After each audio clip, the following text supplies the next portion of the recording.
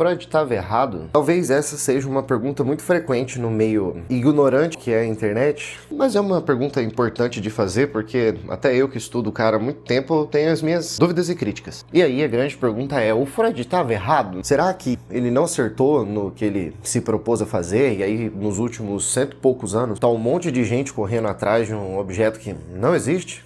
Eu sei que é prepotência da minha parte trazer essa pergunta aqui pro grande palco que é a internet, porque eu imagino que deve ter um monte de vídeo aqui embaixo explicando como é que isso funciona, mas eu não tô aqui para debater a cientificidade da psicanálise. Eu quero conversar com vocês sobre a possibilidade do Freud ter errado mesmo e, inevitavelmente, muitos psicanalistas terem passado anos atrás do objeto errado. Então, acompanha meu raciocínio que a gente vai chegar em algum lugar, tá bom? O Freud nasceu numa cidade que fica na onde a gente conhece por República Tcheca.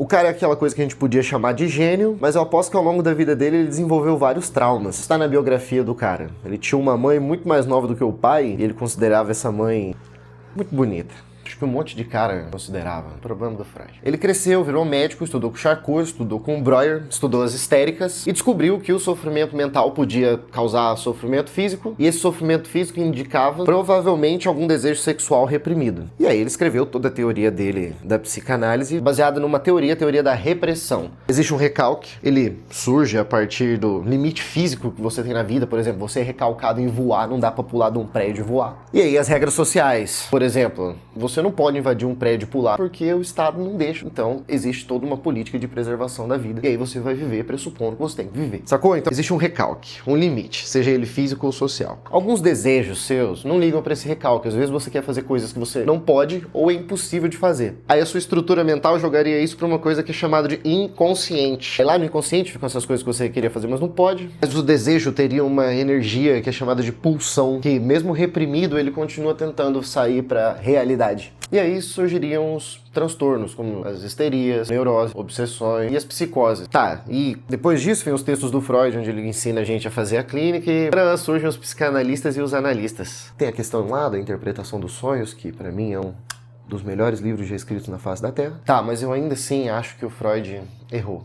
Eu acho que isso não sou eu que tô falando. Para começar, a gente tem que ter ideia do que é materialismo histórico dialético. Tá vendo isso aqui? Isso aqui é o Capital. É um livro escrito pelo Karl Marx. Como você pode ver, ele é dividido em 3 volumes. E é uma crítica ao capitalismo, mas também mostra um jeito de pensar muito interessante, que chama materialismo histórico dialético. Seria pensar mais ou menos assim, que a sociedade, ela tem a sua história definida a partir da relação do sujeito com o material, o que é produzido, a forma com que a cultura se estrutura a partir disso que existe na materialidade, as coisas. E então surgiria uma economia, uma forma com que a gente troca essas coisas, recebe coisa em volta, produz, cria coisas novas e melhores. Mas eu e você sabemos que tudo aquilo que é produzido pela mão de obra do trabalhador dificilmente é consumido pelo próprio trabalhador. Por exemplo, eu tenho certeza absoluta que quem trabalha numa fábrica de iPhone tem muita dificuldade para comprar um iPhone. Isso é reducionista, eu sei, a gente podia falar de vários exemplos, mas eu quero focar aqui no materialismo histórico dialético. Uma vez que a sociedade sempre se estruturou a partir dessa forma com que a gente lida com as coisas, a economia troca a relação do outro a partir desses bens e a produção, a gente vê a transformação da escravidão para o feudalismo e do feudalismo para o capitalismo, o que aponta a contradição de vários discursos desses processos econômicos e principalmente de dominação da mão de obra. O que isso significa? Que talvez a questão do núcleo familiar que o Freud coloca como principal no complexo de Édipo na hora de pensar o inconsciente é muito importante pra gente pensar o que é uma psicanálise. E realmente é uma análise fenomenal que ele faz desse núcleo familiar, da relação do pai, da mãe, da castração, do simbólico, do sujeito, das neuroses, da histeria. Mas ele só fez isso porque ele tinha o pai e a mãe que ele tinha e estava enfiado numa cultura e numa classe social onde essa relação funcionaria. O que eu quero dizer com isso? Quero dizer que se você pegar pacientes com sofrimento muito parecido do que o Freud falou e com origens familiares, histórias familiares, vai ser a mesma coisa, dá pra tratar até do mesmo jeito se bobear. Mas e agora? E no século XXI? Pai já não é mais uma figura de autoridade tão importante, não. Algumas mães aí nem se esforçam mais pra ser o símbolo eterno do cuidado e do amor constante. Tem famílias que tem nada a ver com sangue. Algumas relações de amizade têm mais importância na estruturação do ego de alguns sujeitos do que pai e mãe. É aí que surge um livro que eu considero fantástico, O Anti-Édipo, do Deleuze e Guattari. Eu chamo ele de uma leitura estética. Sabe por quê? Porque parece que você vê sendo pintado na tua frente a partir de pinceladas uma obra de arte. Uma forma de pensar que apresentam conceitos que criticam o Freud de um jeito fenomenal. Mas no final mostram que o cara acertou. Por quê? Ele encontrou o inconsciente. Isso aí é fantástico. Ele fundou, a partir do que ele tinha e podia, as bases do inconsciente. É que nem descobrir o átomo. Você tá entendendo? É que nem descobrir o átomo. O Freud descobriu o inconsciente. Ele analisou o que ele pôde do inconsciente com a forma que ele pôde. E ele valorizou a relação do sujeito com o ambiente que ele estava inserido, com os próprios comportamentos, o jeito que a pessoa tenta sobreviver, como entende o mundo. Mas ele também olhou para as formas de arte, escrita, pintura, escultura. E tem até um conceito dele que é a sublimação, a capacidade que a gente tem de pegar um desejo reprimido e transformar em obra de arte, que o outro também vai conseguir acessar o próprio inconsciente na relação com a sua obra de arte. Então, para mim, Deleuze e Guattari, eles sublimam uma pulsão artística numa escrita científica e apresentam um conceito de corpo sem órgãos. Eu sei que parece meio confuso e complexo, mas eu vou te explicar.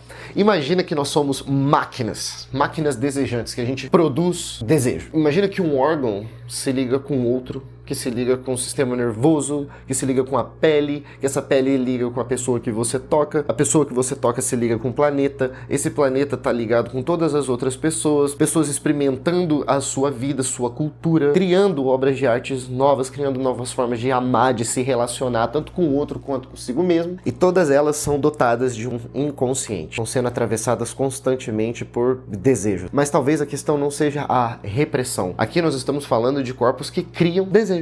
Então, talvez o processo desse corpo, que é uma máquina que produz esse desejo, seria se tornar então um corpo sem órgãos. O corpo que por si só já se coloca a experimentar e criar, e não apenas analisar os próprios desejos. Entendendo como esses processos que constroem o sujeito para além da família e das repressões, como é que esse sujeito se põe no mundo e cria os próprios desejos. E aí Deleuze e Guattari voltam então para a discussão do capitalismo, dizendo que o capitalismo ele produz, ele cria objetos no mundo material que seria uma tentativa de escoar o seu desejo para fora de você e colocar nesses objetos. Aí o capitalismo conseguiria produzir coisas que saciam tua fome, o capitalismo produziria facilidade para você fazer sexo, o capitalismo produziria facilidade para você se afastar de algumas pessoas, ao mesmo tempo que você se aproxima de pessoas que você não conhece. Aí ele acaba impondo uma outra lógica do desejo, uma outra forma de pensar, uma forma onde você não precisaria produzir nenhum desejo para si mesmo, mas você teria que sempre produzir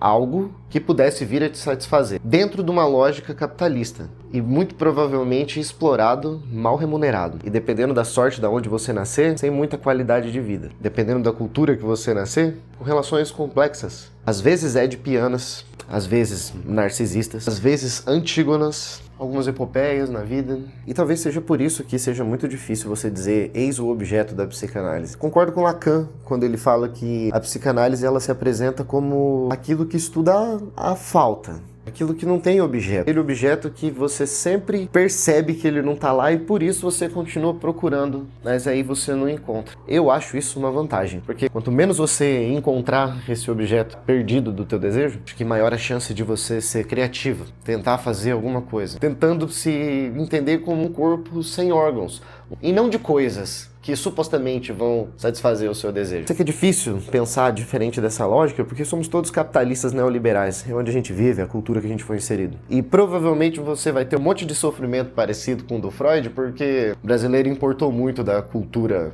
europeia e norte-americana, né? Se você conseguir fazer um exercício de autoanálise e questionar algumas coisas e tentar produzir uma pessoa só a partir de quem você é, um pensamento meio socrático, mas pode ser assim que você encontre alguma satisfação. Comprando coisas e subindo de cargo? Acho que não. Resolvendo teu relacionamento com teu pai, perdoando tua mãe? Às vezes. Mexendo no celular 4, 5, 6 horas por dia, comparando a tua vida com pessoas que você não conhece e criando expectativas de uma realidade que você não vive. Esse, com certeza, não é o caminho. Freud errou? Não. Ele acertou em cheio no inconsciente. Onde ele errou? Em tentar fazer eu aceitar a goela abaixo que os traumas dele são os meus. Eu tenho meus traumas, Freud. O problema é que envolve meu pai também.